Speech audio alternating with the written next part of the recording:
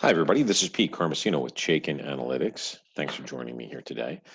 Today's video is going to be about Micron technology. Now, Micron is a big name in the semiconductor industry, and if you wanted to know what they did, we have a little information icon here that you just simply click, and it gives you a quick description. If you don't know who Micron is, chances are you do.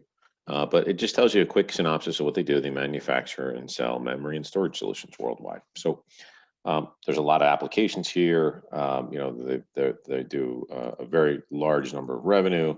Their market cap is a mega cap or large cap name. We'll call it large cap now. Mega cap seems to be in the trillions now. But a $47 billion market cap, a $20 billion revenue, growth PE of 21. But where's the growth, right? Our rating takes into consideration 20 factors: financials, earnings, technicals, and experts.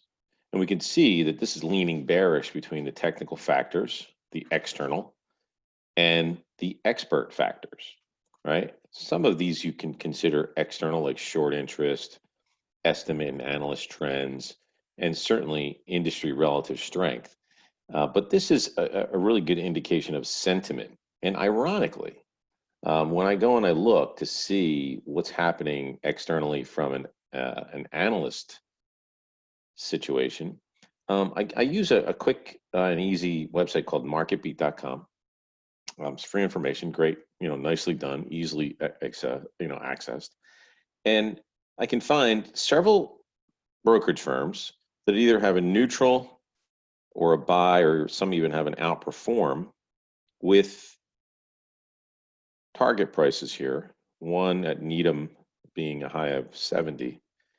But we can see the activity between the end of June through the last few days. Even Mizuho reiterated their buy rating with a old $63 target down to 58. Where's the stock trading? The stock's trading at 42 today. And I'm looking at these time frames between the end of June, middle of June, through today, and we've seen nothing but really a negative trending stock that's getting worse. Our rating kind of switches between bearish and what we call neutral negative, which means it's really a bearish stock, but it happens to be above its long-term trend. So you can see it's really a seesaw effect here. But a while back we were bullish on the name, and it had a rising trend to it. So ratings are just ratings, right? I mean, sometimes our computer and our algo, which is very complex but very simple to use, gives you a quick synopsis of what's going on. In my opinion, it's a lot more dynamic since it updates on a daily basis. When new metrics are available through our data, that gets calculated, computed, and the rating is done overnight. So the fact is that sometimes you'll see ratings in these areas here where things look interesting, with target prices up and near the high, 58 and change or so. Some are even higher at 70.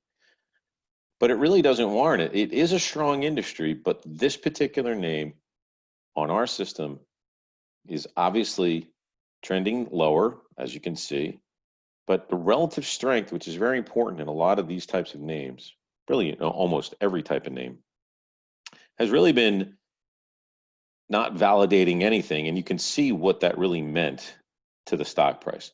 But once it started to really identify its downward trend, or really accept its downward trend, the reading was very clear. So we kind of keep you out of trouble when things are trending one way or the other. Even in a sideways fashion, we are still bearish, or what we call neutral negative, telling you that fundamentally the stock still has issues. We're bearish on the name, and that's our call on Micron.